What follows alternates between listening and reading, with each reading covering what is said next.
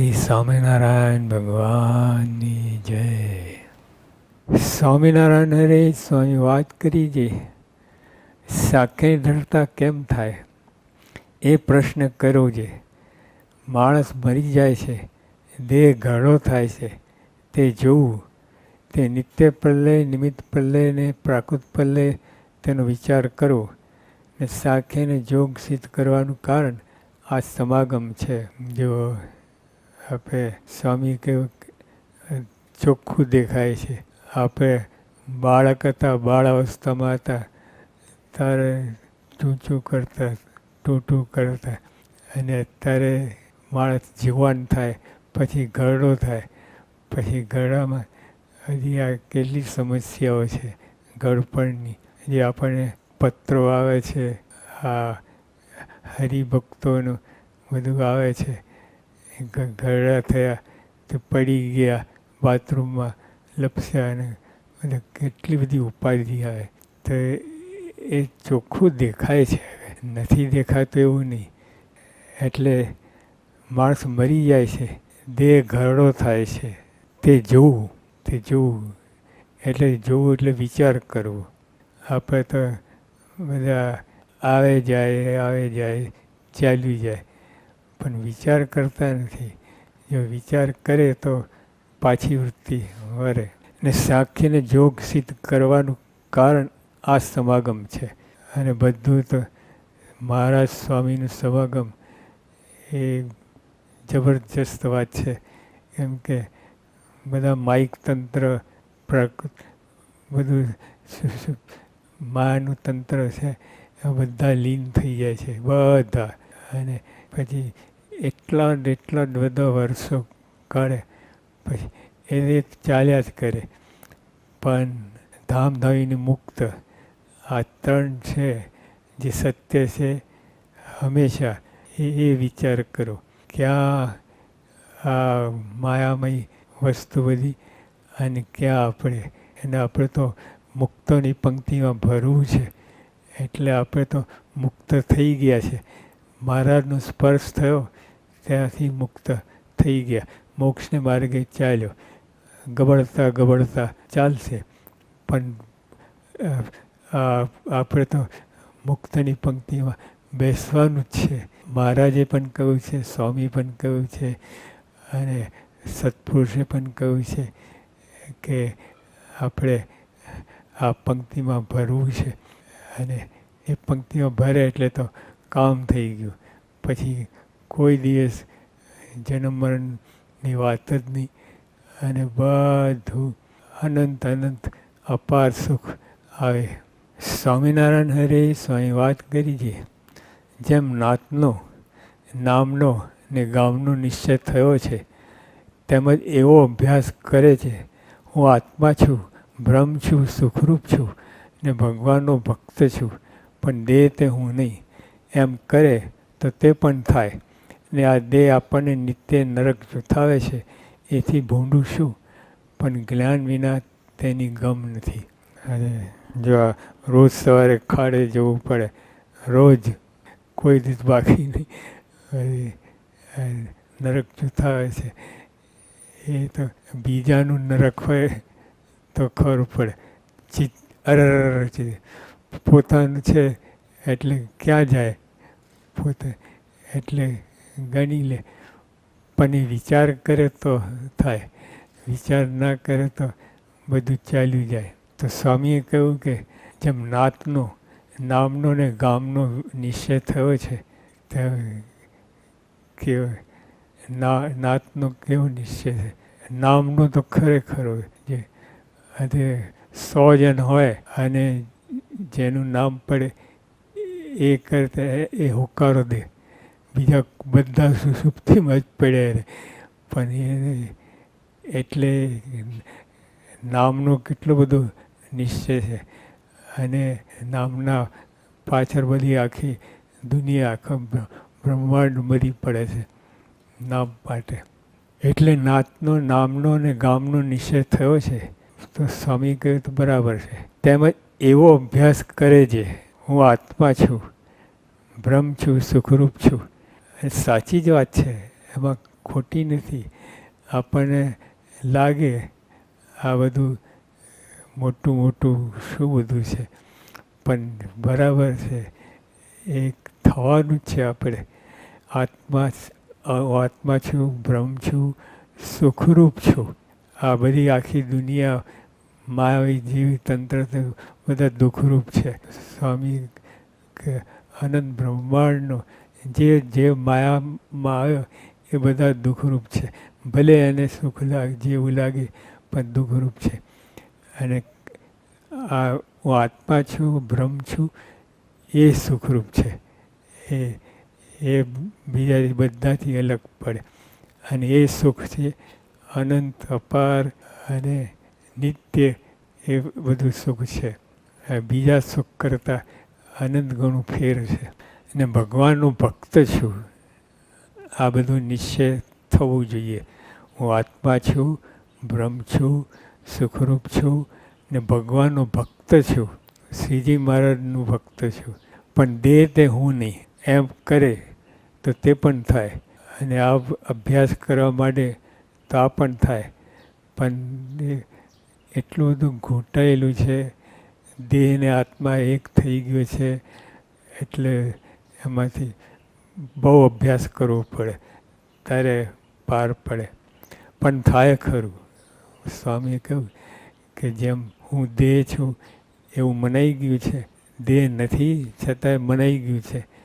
આપણે દેહ તો અનંત દેહ ધર્યા છે, પણ તોય મનાઈ ગયું છે તેવો દેહ છું. એટલે આ ચાલુ જે આપણે આવરદામાં એ ચાલુ આ દેહ કેવું મનાઈ ગયું છે, કેટલું બધું મનાઈ ગયું છે. એમ કે મહારાજ કે સ્વામી કે અભ્યાસ કરવાથી આ પણ થાય. પણ બહુ અભ્યાસ કરવો પડે, સાચો પ્રમાણિકપણે કરવું પડે તો થાય. ને આ દેહ આપણને નિત્ય નરક ચૂથાવે છે એથી ભૂંડું શું, પણ જ્ઞાન વિના તેની ગમ નથી. સ્વામિનારાયણ હરે સ્વામી વાત કરી જે અક્ષરધામના જેવું સુખ અહીં વર્તે છે તેમાં પણ કેટલાક દુખિયા છે. જો આપણા દેહનું તંત્ર છે ને બધું બગાડે. દેહરૂપ થયા એટલે આપણને દુઃખનું પાર ના આવે. દેહથી જુદા પડે સમજણે કરીને. દેહથી આમ તો જુદા પડાય નહીં, પણ સમજણે કંઈ જુદા પડે તો એને સુખ આવે. ભલે દુઃખ હોય તો પણ સુખ આવે. અને આપણા કેટલા હરિભક્તો છે બધા, કેટલા હરિભક્તો છે. અક્ષરધામનું એવું સુખ અહીં વર્તે છે તો પણ કેટલાક દુખિયા છે બધા. કેટલું આ અક્ષરધામનું સુખ એટલે અક્ષરરૂપ આપણે જે દેહ કરીને પણ જો આ આપણે દેહમાં વર્તીએ તોય સુખ આવે, આનંદ આવે. તો ખરેખર હવે આમાં જ દુખિયા છે. તેને કંઈ સમજણ જ નથી, ગતાગમ જ નથી એવું કહેવાય. નહીં તો તેમાં પણ કેટલાક દુખિયા છે. તેમાં દેહનું દુઃખ થોડું ને મનનું દુઃખ ઝાઝું છે. દેહનું દુઃખ તો સમજણે કરીને બધું ટાળી નાખે, પણ મનનું દુઃખ ઝાઝું છે. મન એ તમારે ગોથા ખવડાવે છે. એક સેકન્ડમાં મન કેટલું બધું ફરી આવે છે. એક સેકન્ડમાં બધું તાજું. જો વિચાર કર, બેસીને વિચાર કરે તો દેખાયા કે કેટલા સંકલ્પ વિકલ્પ થતા હોય છે, કેટલા બધા. આપણે આ બધી સારી ક્રિયા કરતા હોઈએ, બધું ભગવાન સંબંધી ક્રિયા, પણ એમાંય એની અંદર પણ કેટલાય આપણે સંકલ્પ વિકલ્પ થતા હોય છે. તો એ મન છે એટલે મનનું દુઃખ ઝાઝું. એટલે મન છે એ જ તમને દુઃખીઓ કરે છે. બાકી સમજણ કહે તો દેહના પણ દુઃખ ટળી જાય. સ્વામિનારાયણ હરે સ્વામી વાત કરી જે ભગવાન ને ભગવાનના સાધુ એ બે સામું જોવું ને એ જ જોયા જેવા છે. બીજામાં કાંઈ માલ નથી. એ સામું જોવું એટલે એની મરજી, એની ઈચ્છા એ એને જો ખાલી આમ તાકીને જોઈએ એમાં કાંઈ ના વરે. આમ તો એ તો લાકડા હોય, લાકડાનું લોઢું હોય એ પણ જોઈ સામે મૂકી રાખો તો જોયા જ રાખે. એ બધું નથી તો પણ એ સમજણે કંઈ નહીં. પ્રકૃતિ પુરુષ ત્રણ તાપ, ભગવાન સાધુ એ બે સામું જોવું ને બે એ જ જોયા જેવા છે, બીજામાં કાંઈ માલ નથી. એટલે આ ભગવાન સંત મળ્યા એ જ વિચાર આપણને આવવા જોઈએ. એની જ મરજી, એની ઈચ્છા, એ કેમ રાજી કરવા, એ જ બધું થવું જોઈએ. તે જોયા ભગવાન સાધુ સામું જોવું કહેવાય. સ્વામિનારાયણ હરે સ્વામી વાત કરી છે, પ્રકૃતિ પુરુષ સુધી ત્રણ તાપ છે ને ત્રણ ગુણ છે ને તેથી પર ગુણાતીત સુખ છે. હવે ક્યારે પત્તો પડશે? હવે જાગ્રતમાં ઠેકાણું પડતું નથી, જાગ્રતમાં એક ચિત્ત રહેવાતું નથી, તો સપના અવસ્થામાં તો ક્યાંથી ક્યાં ઉડતા હોય છે, એક છેડેથી બીજે છેડે. અને સુષુપ્તિમાં તો ક્યાંથી ભજન થાય, ક્યાંથી. પણ સ્વામી કહ્યું કે આ વાત સાચી છે, આ ત્રણ ગુણ, ત્રણ અવસ્થા, આ બધી વસ્તુ છે, નથી એવું નથી. પણ ભગવાન સંત મળ્યા છે એ પાર પાડશે, એ ખાતરી છે. એ ગમે એમ કહીને છેવટે દેહમાં રોગ મૂકીને કસર કાઢશે, પણ આપણને છોડશે નહીં. સ્વામી કહ્યું ભૂત છોડતું નથી, તો અમે ભૂતથી જઈએ એવા છે. અમે એટલે એક તો જે મહારાજ સ્વામીના સંબંધમાં આવ્યા છે એ ચોક્કસ મોક્ષ અધિકારી થઈ ગયું છે. મહારાજ સ્વામી મળ્યા છે એટલે છોડશે નહીં, ગમે એમ કરીને આપણે. એટલે બહુ આપણે નસીબદાર છીએ.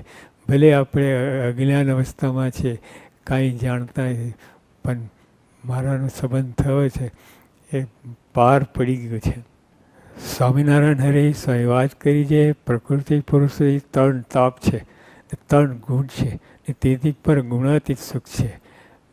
સ્વામીને આ બધું કેવું છે, ત્રણ તાપ પણ બધી વાત સાચી, પણ તેથી પર ગુણાતીત સુખ છે. એમાં આપણી એન્ટ્રી થઈ જઈએ. સ્વામિનારાયણ હરે સ્વામી વાત કરી છે, મોટાને વિશે મનુષ્યભાવ નથી રહ્યો તેનો કેમ તપાસ કરવો? જે એમાં મોક્ષ ને બંધન ને બધું જ આવ્યું કે જે મોટા પુરુષને વિશે સદભાવ હોય તો કામ થઈ જાય, અને અસદભાવ હોય તો ભૂકા નીકળી જાય. તે હવે આ બધું મુખ્ય છે. આ મોક્ષના માર્ગે આ બધું બહુ મુખ્ય છે બધી. તો સ્વામીએ કહ્યું કે મોટાને છે મનુભાવ નથી રહ્યો તેનો કેમ તપાસ કરવો? હવે તપાસ કરવી, તપાસ તો કરવી જ પડે. એ પ્રશ્નનો ઉત્તર કર્યો છે, એની કોઈ ક્રિયામાં દોષ ના આવે એ દીવ ભાવ છે. એની કોઈ ક્રિયામાં આપણે કોઈ દોષ ના આવે એ જ દીવ ભાવ છે. દીવ ભાવ બીજું કાંઈ નથી. કે દીવ ભાવ આપણે સમજીએ છીએ કે દિવ્ય ભાવ કંઈ અલગ વસ્તુ છે, એવું નહીં. મોટાને વિશે મનુભાવ ના આવે એ જ દીવ ભાવ છે. એ અખંડ એમાં